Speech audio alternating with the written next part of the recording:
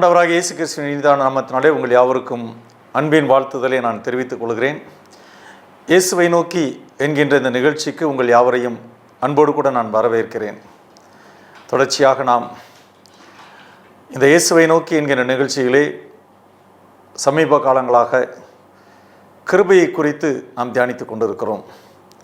அப்போஸ்தலனாகிய பரிசுத்த பவுல் கொரிந்தியருக்கு எழுதின 2வது நிருபம் 12வது அதிகாரம் 9வது வசனத்திலே அந்த கிருபையை குறித்து அவர் சொல்லியிருக்கிறார். அந்த வசனத்தின் அடிப்படையில் தான் ஆண்டவருடைய வார்த்தையை நாம் தியானித்து கொண்டிருக்கிறோம். இப்பொழுதும் தலைகளை தாழ்த்தி கண்களை மூடி இந்த நிகழ்ச்சியிலே கர்த்தர் நம்மோடு கூட பேசும்படியாக அவரை நோக்கி பார்ப்போம்.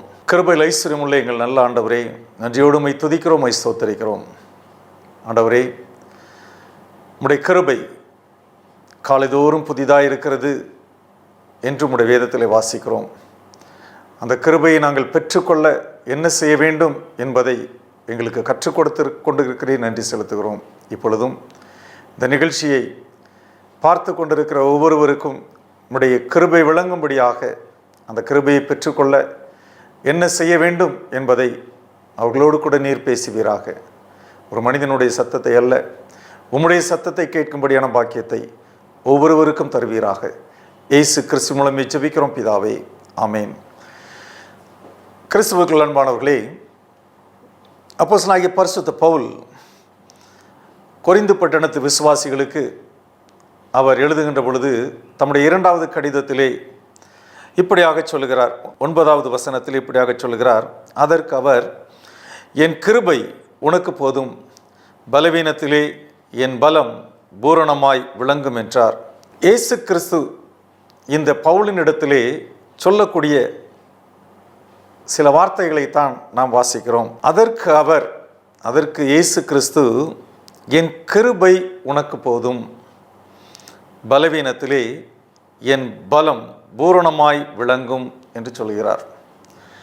அப்படியானால் இந்த கிருபை குறித்து பவுல் அதிகமாக ஆண்டவரிடத்திலே கேட்பதை நாம் இந்த வசனத்தின் மூலமாக அறிந்து கொள்ள முடிகிறது. நாம் 4வது வசனத்திலிருந்து வாசித்து பார்ப்போமானால் அங்கே பவுல் என்ன சொல்லியிருக்கிறார்? அவன் சரீரத்தில் இருந்தானோ சரீரத்திற்கு புறம்பே இருந்தானோ அதை அறியேன், தேவன் அறிவார். இப்படிப்பட்டவனை குறித்து மேன்மை பாராட்டுவேன். ஆனாலும் என்னை குறித்து என் பலவீனங்களை அன்றி வேறென்றிலும் மேன்மை பாராட்ட மாட்டேன். சத்தியமானதை நான் பேசுகிறேன். நான் மேன்மை பாராட்ட மனதாயிருந்தாலும் நான் புத்தியீனன் அல்ல. ஆனாலும் ஒருவனும் என்னிடத்திலே காண்கிறதற்கும் என்னாலே கேட்கிறதற்கும் மேலாக எண்ணாதபடிக்கு அப்படி செய்யாதிருப்பேன். அன்றியும் எனக்கு வெளிப்படுத்தப்பட்டவைகளுக்கு மேன்மையின் நிமித்தம் நான் என்னை உயர்த்தாதபடிக்கு என் மாம்சத்திலே ஒரு முள் என்னை நான் உயர்த்தாதபடிக்கு அது என்னை குட்டும் சாத்தானுடைய தூதனாய் இருக்கிறது. அது என்னை விட்டு நீங்கும்படிக்கு நான் 3 தரம் கர்த்தரிடத்தில் வேண்டிக் கொண்டேன். தனக்கு கொடுக்கப்பட்டிருக்கிற சாத்தானினுடைய, அங்கே பவுல் சொல்கிறார், சாத்தானினுடைய தூதனாய் இருக்கிறது என்று சொல்கிறார். சரீர பலவீனமாக இருக்கலாம், எதுவாக வேண்டுமானாலும் இருக்கலாம். ஆனால் அது தன்னை விட்டு நீங்கும்படியாக பவுல் ஆண்டவரிடத்திலே அவர் வேண்டுதல் செய்கிறார். அப்பொழுதுதான் ஆண்டவருடைய வார்த்தை பவுலுக்கு கடந்து வருகிறது. என்ன சொல்கிறார்? அதற்கு அவர், என் கிருபை உனக்கு போதும் என்று சொல்கிறார். கிருபையை நாம் பெற்றுக்கொள்வதற்கு பல காரியங்களை நாம் தியானித்தோம். கிருபையை பெற்றுக்கொள்ள வேண்டுமானால் மனம் திரும்ப வேண்டும். கிருபையை பெற்றுக்கொள்ள வேண்டுமானால் விசுவாசிக்க வேண்டும். இதனாலும் கூட கிருபையை நாம் பெற்றுக்கொள்ள என்ன செய்ய வேண்டும்? இந்த பகுதியிலே என்னை குறித்து மேன்மை பாராட்ட எனக்கு இடம் இருந்தாலும் நான் மேன்மை பாராட்டுவதில்லை என்கின்ற ஒரு காரியத்தை இந்த பகுதியிலே பவுல் வெளிப்படுத்துவதை நாம் காண முடிகிறது. இந்த உலகத்திலே நாம் கிருபையை, தேவ கிருபையை பெற்றுக்கொள்ள வேண்டுமானால் தாழ்மை அவசியமாக இருக்கிறது. இந்த தாழ்மையை நாம் ஒவ்வொருவரும் நம்முடைய வாழ்க்கையிலே கடைப்பிடிக்க வேண்டியது அவசியமாக இருக்கிறது. கர்த்தருடைய கரத்திலே கிருபையை நாம் பெற்றுக்கொள்ள வேண்டுமானால், இந்த கிருபையை நாம் சுதந்திரித்து கொள்ள வேண்டுமானால் கிருபை நமக்கு வேண்டுமானால் நம்மிடத்திலே ஆண்டவர் விரும்புகின்ற அல்லது எதிர்பார்க்கிற ஒரு காரியம் என்ன என்று சொன்னால் தாழ்மை. இன்றைக்கு உலகத்திலே தாழ்மையை குறித்து பார்ப்போம் என்று சொன்னால் அநேகர் கொஞ்சம் பணம் சேர்ந்து விட்டால் பெருமை, மேட்டிமை வந்து விடுகிறது. அதிகமாக கல்வி கற்றுவிட்டால் மேட்டிமை அதிகமாக வந்து விடுகிறது, பெருமை அதிகமாக வந்து விடுகிறது. ஒரு பதவிக்கு வந்துவிட்டாலே பெருமை சேர்ந்து வந்து விடுகிறது. ஆனால் ஆண்டவராகிய கர்த்தர் நமக்கு தரப்படக்கூடிய அந்த கிருபை, அவராலே நமக்கு அருளப்படுகின்ற அந்த கிருபையை நாம் பெற்றுக்கொள்ள வேண்டுமானால் நம்மிடத்திலே தாழ்மை வேண்டும் என்று எதிர்பார்க்கிறார். பல சூழ்நிலைகளிலே இந்த தாழ்மையை குறித்து வேதம் பல இடங்களிலே சொல்லியிருக்கிறது. பெருமையுள்ளவனுக்கு தேவன் எதிர்த்து நிற்கிறார், தாழ்மையுள்ளவனுக்கோ கிருபை அளிக்கிறார் என்று வசனம் சொல்கிறது. அப்படியானால் கிருபையை பெற்றுக்கொள்ள வேண்டுமானால் தாழ்மை நமக்கு அவசியம். லூக்கா எழுதின நற்செய்தி நூலிலே 15வது அதிகாரத்திலே இளையகுமாரனை குறித்து நாம் வாசிக்கிறோம். மிக அதிக நாட்கள் அதை குறித்து நாம் தியானித்திருக்கிறோம். பல நேரம் இந்த இளையகுமாரனை குறித்து நாம் கதைகளாக சிறுவயது தொடங்கி கேட்டிருக்கிறோம். இங்கே அந்த சம்பவம் பல விஷயங்களை நமக்கு கற்றுக் கொடுத்தாலும் தாழ்மையை குறித்தும் அது கற்றுக் கொடுக்கிறது. இந்த இளையகுமாரன் மேட்டிமை சிந்தையுள்ளவனாகத்தான் முதலாவது இருந்தான். அதனால்தான் தன்னாலே எல்லாவற்றையும் செய்துவிட முடியும் என்கின்ற ஒரு பெருமை அவனுக்குள்ளாக இருந்தது. எனவே தான் தன்னுடைய தந்தையினிடத்திலே போய் சொத்திலே தன்னுடைய பாகத்தை கேட்டான். தகப்பன் வேண்டாம் என்று சொன்னாலும் அவன் கேட்கவில்லை. எனக்கு தெரியும் எல்லாம் என்கின்ற ஒரு மனப்பான்மைக்குள்ளாக, அந்த பெருமைக்குள்ளாக அவன் கடந்து வந்ததினாலே தகப்பன் சொன்ன எந்த காரியமும் அவனுடைய சிந்தைக்குள்ளாக ஏறவில்லை. எனவே பிரித்து கொண்டு போனான். அநேக நண்பர்கள் வந்தார்கள், உல்லாசமாய் உற்சாகமாய் செலவழித்தார்கள். சீக்கிரமாகவே கரைந்து போனது. அவன் தன்னுடைய தகப்பனை வருத்தி பிரித்து கொண்டு வந்த சொத்துக்கள் எல்லாம் கரைந்து போனது. சாப்பிடுவதற்கு வழி இல்லை. ஒரு குடியானவனிடத்திலே பன்றி மேய்ப்பதற்கு கேட்டு பன்றிகளை மேய்த்து கொண்டிருக்கிறான். ஆனாலும் சாப்பிடுவதற்கு அவனுக்கு எதுவுமே கிடைக்கவில்லை. பசியோடு இருக்கிறான், பட்டினியோடு இருக்கிறான். அப்பொழுதுதான் நினைத்து பார்க்கிறான், என்னுடைய தகப்பனுடைய வீட்டிலே எத்தனை வேலைக்காரர்கள் உண்டு, 3 நேரமும் அவர்கள் எவ்வளவு நிம்மதியாக சாப்பிட்டு கொண்டிருக்கிறார்கள். ஆனால் எனக்கு அப்படிப்பட்ட ஒரு நிலை இல்லையே. நான் பசியோடு பட்டினியோடு பன்றிகளை மேய்த்து கொண்டிருக்கிறேனே என்று அவன் தன்னை நினைத்து பார்க்கிறான். எப்படி இருக்க வேண்டியவன் இப்படி இருக்கிறோமே என்று வசனம் சொல்கிறான். மனம் திரும்பினான். நான் எழுந்து என் தகப்பனிடத்திலே போவேன். போய், தகப்பனே, பரத்துக்கு விரோதமாகவும் உமக்கு முன்பாகவும் பாவம் செய்தேன். இனிமேல் உம்முடைய குமாரன் என்று சொல்லப்படுவதற்கு நான் பாத்திரன் அல்ல. உம்முடைய கூலிக்காரரில் ஒருவனாக என்னை வைத்து கொள்ளும் என்பேன். மேட்டிமையாக இருந்த அந்த இளைய குமாரனுடைய அந்த மேட்டிமை உடைக்கப்படுகிறது.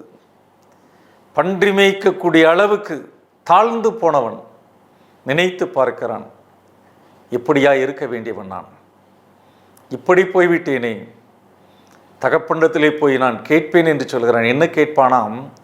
உம்முடைய கூலிக்காரர்களில் ஒருவனாக என்னை வைத்து கொள்ளும், மகனாக அல்ல, கூலிக்காரனாக என்னை வைத்து கொள்ளும் என்று சொல்லுவேன் என்று அவன் ஒரு தீர்மானம் எடுக்கிறான். மேட்டிமை உடைந்து போனது.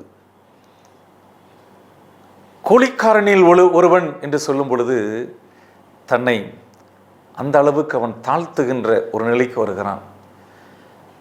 பெருமை பாராட்டி கொண்டிருந்தவன் சிறுமைப்படுத்தப்பட்டான். இப்பொழுது உணர்ந்து கொண்டான். தாழ்மையாக தகப்பனிடத்திலே செல்லுவேன், குழிக்காரரில் ஒருவனாக என்னை வைத்துக் கொள்ளும் என்று சொல்லுவேன் என்று கடந்து வருகிறான். ஆனால் அந்த தகப்பன், நல்ல தகப்பன், அவன் என்ன செய்தான்? குமாரன் தகப்பனை நோக்கி, தகப்பனை பரத்துக்கு விரோதமாகவும் உமக்கு முன்பாகவும் பாவம் செய்தேன், இனிமேல் உடைய குமாரன் என்று சொல்லப்படுவதற்கு நான் பாத்திரன் அல்ல என்று சொன்னான். அப்பொழுது தகப்பன் தன் ஊழியக்காரரை நோக்கி, நீங்கள் உயர்ந்த வஸ்திரத்தை கொண்டு வந்து இவனுக்கு உடுத்தி இவன் கைக்கு மோதிரத்தையும் கால்களுக்கு பாதரட்சைகளையும் போடுங்கள், கொழுத்த கன்றை கொண்டு வந்து அடியுங்கள், நாம் புசித்து சந்தோஷமாயிருப்போம். இதெல்லாம் சரிதான். அடுத்து ஒன்று சொல்லுவார், ரொம்ப அருமையான ஒரு காரியம்.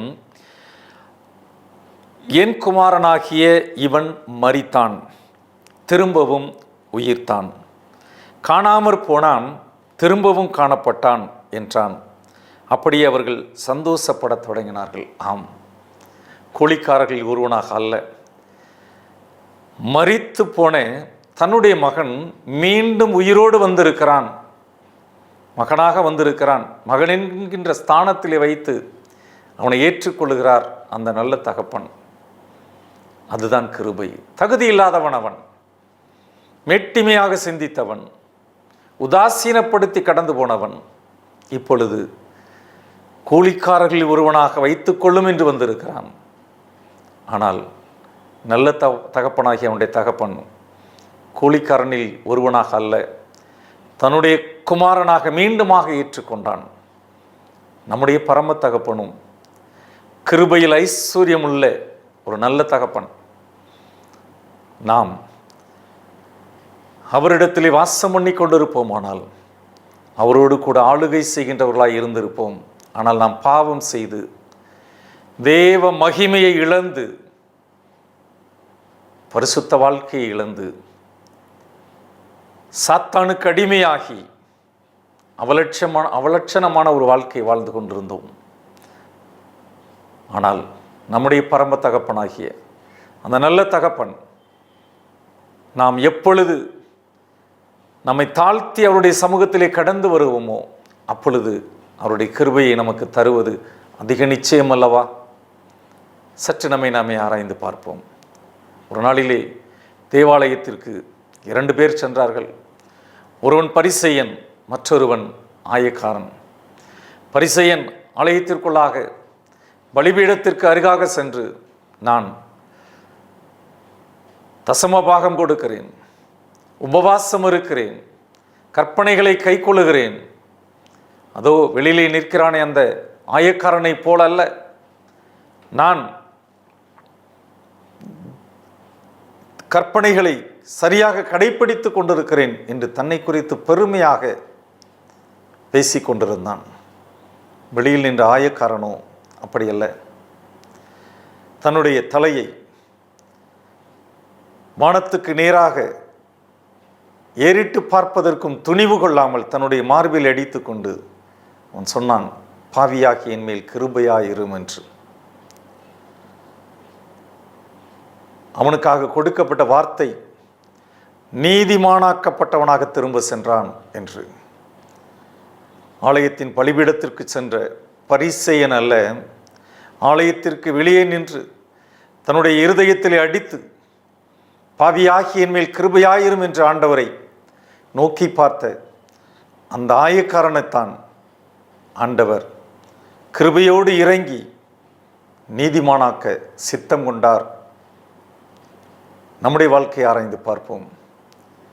பரிசேயனைப் போல என்னுடைய கிறிஸ்தவ வாழ்க்கையிலே நான் எல்லாவற்றையும் சரியாய் செய்து கொண்டிருக்கிறேன் என்று நினைத்து கொண்டிருக்கிறோமோ? நான் எல்லாவற்றையும் நேர்த்தியாக கடவுளுக்கென்று நான் செய்து கொண்டிருக்கிறேன் என்று நினைத்து கொண்டிருக்கிறோமோ? பரிசேயனைப் போல ஒரு வாழ்க்கையை வாழ்ந்து கொண்டிருக்கிறோமோ? இந்த அருமையான வேளையிலே சற்று நாமே ஆராய்ந்து பார்க்க அழைக்கப்படுகிறோம். என்னுடைய காரியம் எப்படியாக இருக்கிறது? ஆண்டவருடைய கிருபையை நான் பெற்றுக்கொண்டு அவரோடு கூட சதா சர்வ காலமும் ஆளுகை செய்வதற்கு அழைக்கப்பட்ட நான் என்ன சூழ்நிலையிலே வாழ்ந்து கொண்டிருக்கிறேன்? தேவ மகிமையை இழந்தவனாக, தேவ கிருபை இழந்தவனாக, தேவ மகிமை இழந்தவளாக, தேவ கிருபை இழந்தவளாக இந்த உலகத்தில் வாழ்ந்து கொண்டிருக்கிறோமோ? ஆண்டவருடைய வார்த்தை நம்மை நோக்கி கடந்து வருகிறது. நமக்கு ஒத்தாசை வருகின்ற பர்வதமாகிய இயேசு கிறிஸ்துவை நோக்கி பார்ப்போமா? பாவியாகிய மேல் கிருபையாயிரும். நம்மை தாழ்த்தி அவருடைய கரத்திலே ஒப்பு கொடுக்கும் பொழுது உண்மையாகவே இயேசு கிறிஸ்து தம்முடைய கிருபையை நமக்கு தந்து நீதிமான்களாக்கி அவரோடு கூட அவருடைய சிங்காசனத்திலே ஆளுகை செய்யும்படியான ஒரு பாக்கியத்தை நமக்கு தந்தருளுவார். அப்படிப்பட்ட கிருபையை பெற்றுக்கொள்வதற்கு தலைகளை தாழ்த்தி கண்களை மூடி இயேசுவை நோக்கி பார்ப்போமா?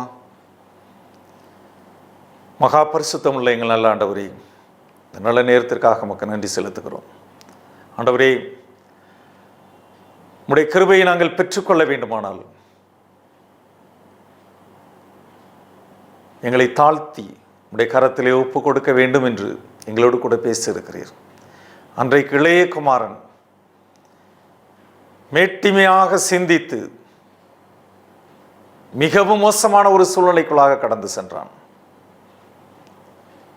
பன்றி சாப்பிடுகின்ற தவிட்டை கூட சாப்பிட முடியாமல் பட்டினியாயிருந்தான். ஒரு நாளிலே ஒரு தீர்மானம் எடுத்தானே, நான் எழுந்து என் தகப்பனிடத்திற்கு போவேன், பரத்துக்கு விரோதமாகவும் உமக்கு முன்பாகவும் பாவம் செய்தேன், இனி உம்முடைய குமாரன் என்று சொல்லப்படுவதற்கு நான் பாத்திரன் அல்ல, உம்முடைய கூலிக்காரன்களில் ஒருவனாக என்னை வைத்து கொள்ளும். அவ்வளவாய் தாழ்த்தினானே ஆண்டவரே. அதே போல இந்த உலகத்தில் உம்முடைய வார்த்தைகளுக்கு கீழ்ப்படியாமல், உம்முடைய வசனங்களுக்கு கீழ்ப்படியாமல் எங்களுடைய சுய இச்சைகளின்படி கடந்து போனோம். பிசாசினுடைய அடிமைகளாக வாழ்ந்து எல்லா மகிமைகளையும் இழந்து போனோம். இதோ வெறுமையாய் வீணடிக்கப்பட்ட ஒரு வாழ்க்கையோடு கூட உடைய சமூகத்திலே கடந்து வந்திருக்கிறோம். உடைய கிருபையை பெற்றுக்கொள்ள தாழ்மையோடு உடைய சமூகத்திலே கடந்து வந்திருக்கிறோம். ஆண்டவரே, அந்த இளைய குமாரன் தன்னை தாழ்த்தி வந்த பொழுது அவனுடைய தகப்பன் குமாரனாகவே ஏற்றுக்கொண்டானே, அதே போல எங்களையும் உடைய பிள்ளைகளாக ஏற்றுக்கொள்வதற்கு நீர் சித்தமுள்ளவராய் இருக்கிறீர். இதோ உம்முடைய கரத்தில் எங்களை தாழ்த்தி அர்ப்பணிக்கிறோம். எங்களுடைய மேட்டிமைகளை உடைத்து பெருமைகளை வெறுத்து ஆண்டவரே உம்முடைய சமூகத்திலே எங்களை தாழ்த்தி அர்ப்பணிக்கிறோம். ஏற்றுக்கொண்டு உம்முடைய பிள்ளைகளாக வாழுகின்ற ஒரு பாக்கியத்தை கர்த்தர் எங்களுக்கு தருவீராக. துதி கன மகிமை எல்லாவற்றையும் உமக்கே செலுத்துகிறோம். மீட்பர் இரட்சகருமாகிய இயேசு கிறிஸ்துவின் வல்லமையுள்ள நாமத்தினாலே தாழ்மையோடு ஜெபிக்கிறோம் பிதாவே, ஆமேன். கர்த்தர் உங்களை ஆசீர்வதிப்பாராக. தேங்க்யூ.